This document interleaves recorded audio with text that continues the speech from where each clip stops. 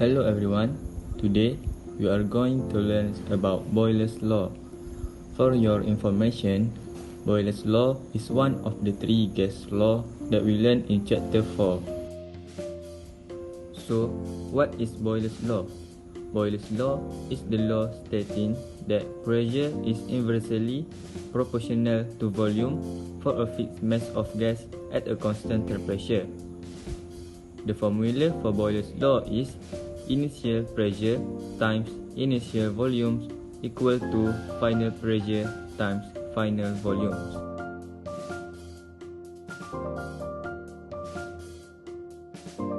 Johnny Dalton has a very big day ahead of him. He is vacationing on Idle Island where all guests behave ideally. Johnny and his family are going to start off the morning by scuba diving. By scuba diving around the island as we follow Johnny during his dive, we will be paying close attention to the role that gases play in this activity. More specifically, we'll be seeing how Boyle's law helps us explain and predict some of the behavior of gases. Johnny puts on his wetsuit and tank and jumps into the water. As he lowers himself under the surface of the water, he feels a little pressure in his ears, so he plugs his nose and swallows to equalize them. The reason he is feeling that pressure is because the surrounding water is pushing in on his ear, and the deeper he gets, the more water pushes on his ears, which causes even more pressure to be put on his ears. As that pressure increases on the outside of the ear, the air inside the ear gets squished and the volume inside decreases. The air doesn't go anywhere. It just gets squeezed together, which causes that uncomfortable feeling he had before he equalized. When the scuba diver descends, he will need to let some of the air inside the ear out, which reduces this pressure. This is usually done by pinching your nostrils and trying to blow gently out your nose. If you try it right now, you may hear a little popping sound. That's the sound of the air going in or out of your ear. Another thing Johnny noticed as he descends is that his buoyancy capacitor, which is just a vest filled with air, is getting smaller and smaller. Even his wetsuit is shrinking. What is causing this? A scientist named Robert Boyle discovered that the pressure on a gas and its volume are inversely proportional to each other. This works for any closed system of gas, such as inside of your ear, the buoyancy compensator, or even thousands of tiny bubbles embedded in a neoprene wetsuit.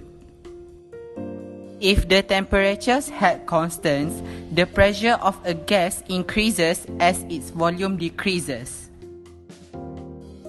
Here is a little history on how Robert Boyle discovered this law. In 1654, Otto von Guericke had invented the vacuum pump. Boyle learned about this in 1657 and was intrigued. He discussed the concept of a vacuum pump with Hooke, who improved von Guericke's design. Using Hooke's pump, Boyle and Hooke carried out experiments to investigate the properties of air and vacuum, making their first great discovery, which is Boyle's law.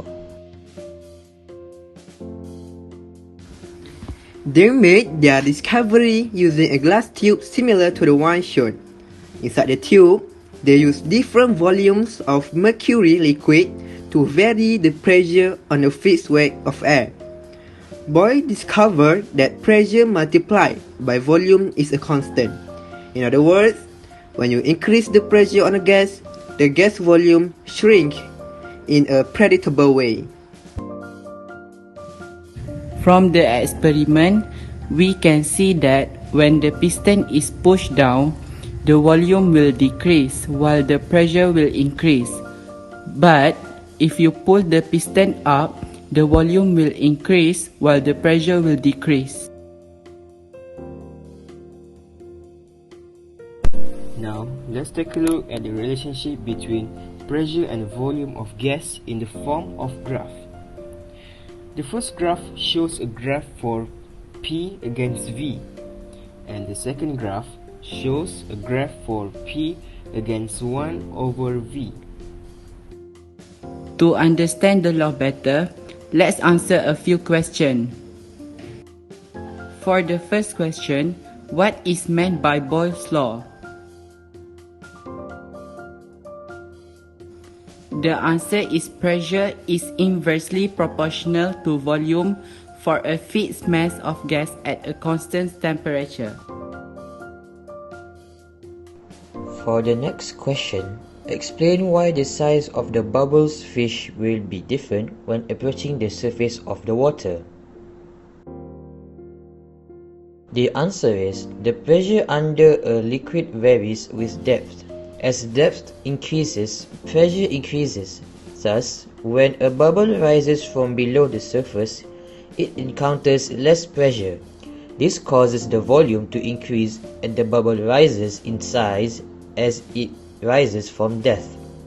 Lastly, let's try to answer a question that needs you to calculate using the formula. Air in a closed syringe has a volume of 60 cm3 and pressure of 108 kPa.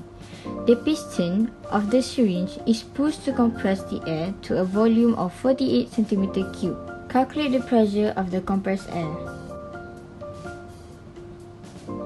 To answer this question, first you have to list all the information that you get from the question, which is P1 equal to 100 kPa, P2 is not given, V1 equal to 60 cm3 and V2 equal to 48 cm3. Next, insert all the information into the formula P1 times V1 equal to P2 times V2. So, it will be 108 times 60 equal to P2 times 48. 42 equal to 108 times 60 over 48. And P2 equal to 135 kPa.